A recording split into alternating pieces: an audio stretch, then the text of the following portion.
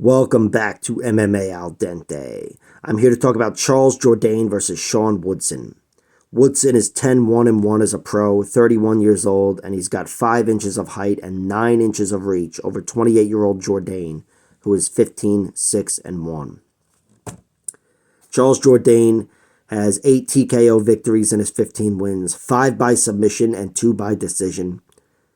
His submission game, his submission danger, I should say, is something I underestimated as he came into the UFC.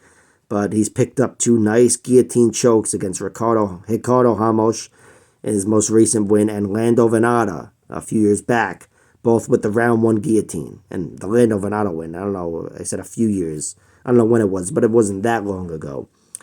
And yeah, he's advanced. He's definitely gotten better in front of our eyes, Charles Jourdain, and I consider him a very dangerous fighter. On the feet, he's got some nice power. We've seen him get some good TKO wins.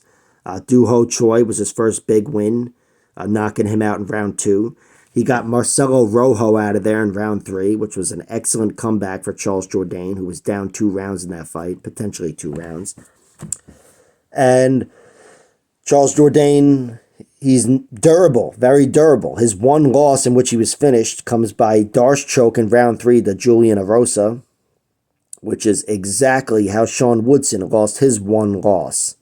Round 3 Darce choke to Julian Erosa. That's just the Julian Erosa specialty, and he was able to get both guys with it. But aside from that win over Charles Jourdain, he's been durable, and he's lost to high-level guys in every one of his other losses, all 5 of them. Nathaniel Wood, Shane Burgos, Andre Fili, TJ Laramie, Desmond Green, and he had the draw with Joshua Kulabau. And Jourdain, again, he's looked very durable in these. He's had some good performances. The Andre Fili fight was very close. The Shane Burgos fight was very close, and those are 2 highly ranked fighters. I don't know about highly ranked, but they're highly respected anyway. And he gave a good account of himself there. Jourdain can be out-wrestled. That's his biggest weakness. Not that he can't be outpointed in other ways, but that is his biggest weakness. And that's something that theoretically shouldn't be on the table with Sean Woodson. Sean Woodson shouldn't be looking to take him to the ground. But after Sean Woodson's last fight, who knows? Sean Woodson, he took down Dennis Bazooka. I don't know about every round, but he took him down enough to get my attention, where I said, oh, Sean Woodson is turning a corner as a fighter. He's developing. And it wasn't just takedowns. He was working for chokes, too, making use of his long reach, making use of his long arms on the ground, actually, trying to lace up Darces and Anacondas. I thought it was a good look for Sean Woodson, and it'd be cool to see that here. He's never going to be a dominant wrestler. He's the exact opposite of Sean Shirk, physically, who, if you don't know, was a little bowling ball wrestler who had a double leg from hell. And that's not going to be Sean Woodson, but Sean Woodson, it's good for him to have these other attacks and other tactics, because everybody had him figured for a boxer. And you know what? That is who he is. It's in his DNA. He is a boxer first and foremost. But in MMA, you need versatility. Sean Woodson will throw kicks, too. He's got good kicks at range. But he wants to get in boxing range and just start flowing all over you. Head, body. And not a lot of guys can keep up with him in that realm. He's got 3 TKO wins in his 10 wins. Some of them over good competition. He steamrolled Colin Anglin, really worked him over and bodied him, literally.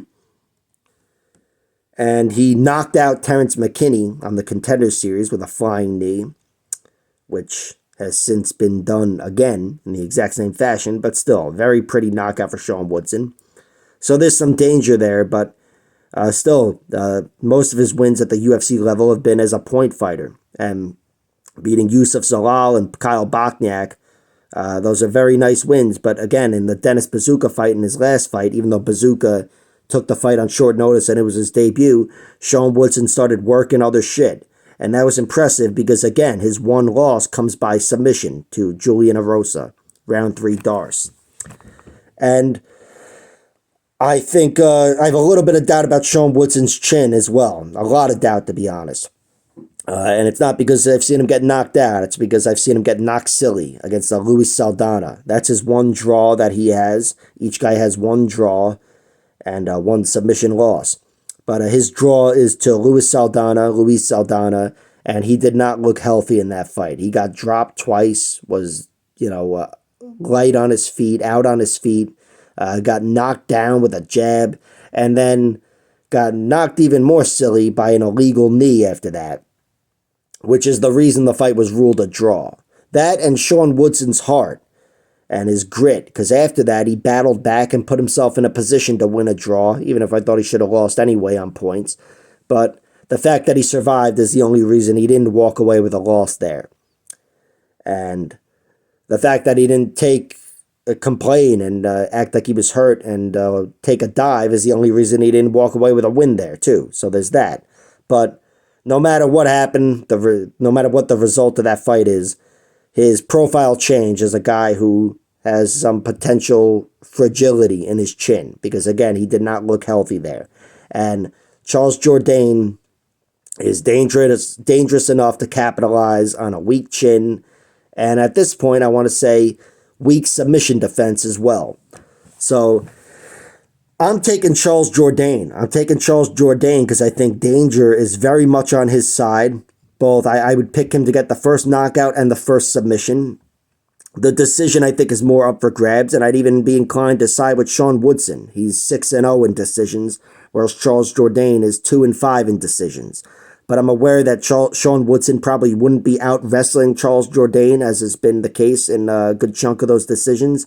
And I'm also aware of the fact that this is in Canada, and Charles Jourdain is Canadian. That's going to help him in the decision.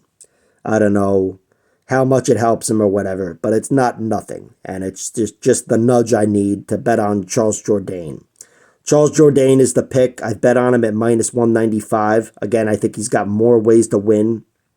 But this is still a good matchup. Good matchup between two guys who could surprise each other in a few different ways.